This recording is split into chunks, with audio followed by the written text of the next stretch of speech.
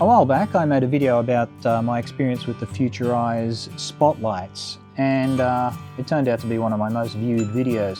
But I found out there is a major problem with the wireless system. So basically, when I was riding along at high speeds, I noticed that the switch didn't respond very well. I mean, I'd push it and sometimes it would do what it wasn't supposed to do, like turning on the high beams when I wanted the fog lights on. And I thought maybe the battery was going flat in the remote. I changed the battery out and I still had the same problem. So I figured out it's probably some kind of electromagnetic interference from the engine when it runs at high speed. Turned out to be pretty annoying, and I guess a few other people found out the hard way as well that the wireless switch isn't such a good idea. And some people who did find out, I think, was the Future Eyes company themselves, because they now make this wired switch controller which you can swap in. So I ended up buying one. I wasn't too happy about having to pay another $40-something, but altogether it's still an extremely cheap set of spotlights, and I must say the spotlights themselves are really good. So anyway, let's get this wired switch in and see if it fixes the problem. I've gone all out and stripped down the side panels, and so I can get in there and have a good look and make sure all the wires are going through properly, and also have a bit of a clean up under the fairings. We're going to put it where the other switch was, around here.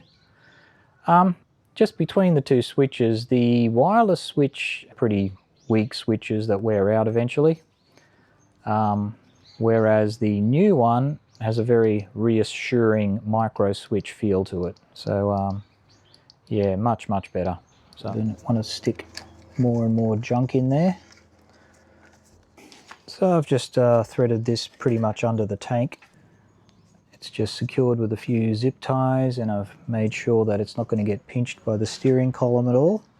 Alright, now that the switch wire is threaded, I can put the crash bar back on and reconnect the spotlights. Ready to be attached when I switch the unit over.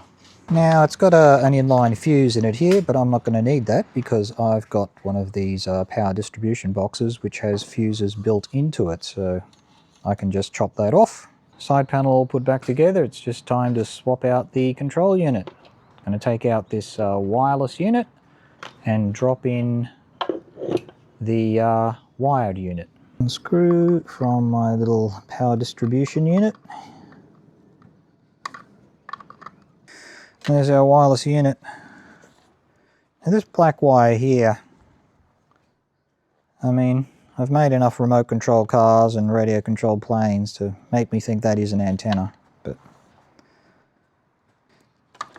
then you've got your usual positive, negative, and accessories. This accessories wire is very long.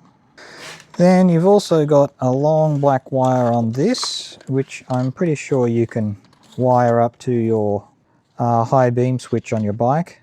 So when you put the high beam on, it will put the spotlights on as well. I don't think I'm going to bother doing that. I don't really need the inline fuse and the auxiliary because this is already wired up to an accessories wire through this box.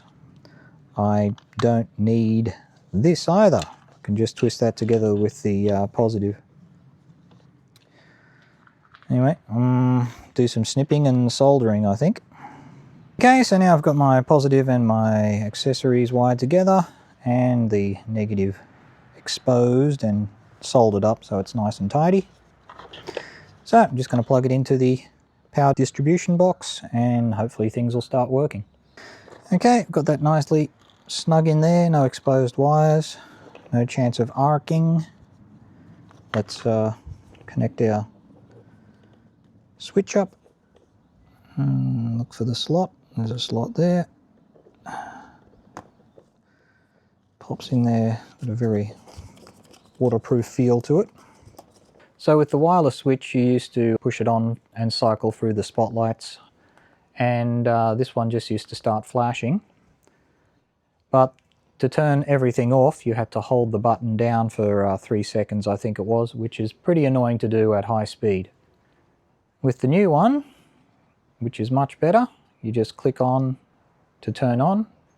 So I'd have those on for just riding along, my fog lights, or in fog of course. Then you got your high beam, 2 clicks for high beam spotlights, 3rd click turns all lights on, and then that just cycles back again. And when I want to turn off, just hit the other switch. That turns it off. So yeah, that's a much better system than the wireless system, I must say, much better. And if I want to do flashing lights, just hit the flasher, and there we go. There's only one flash pattern by the look of it. Oh no, there's multiple patterns. So to cycle through the patterns, you hold the flasher switch down for a extended period of time. There you go, you change patterns. And to turn off, just hit one fast click.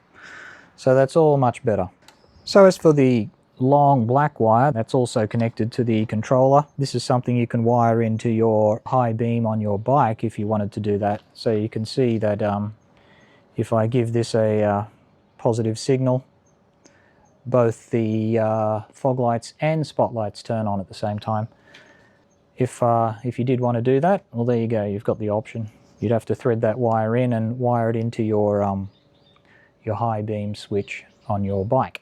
I think I'll be trimming this off and just sealing it off because I don't think I'll be using it.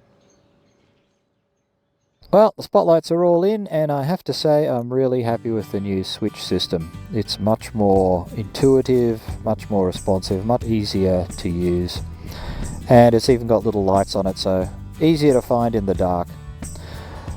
If you are thinking about getting some F50s, the Future Eyes F150s, they're a pretty popular budget spotlight, and I can recommend them because I've used them for over a year now.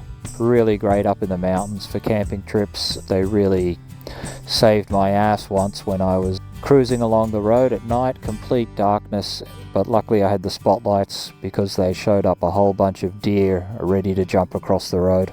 Apart from the wireless switch, which I don't recommend at all, if you are going to get the wired switch system, I think you're going to be pretty happy with these spotlights.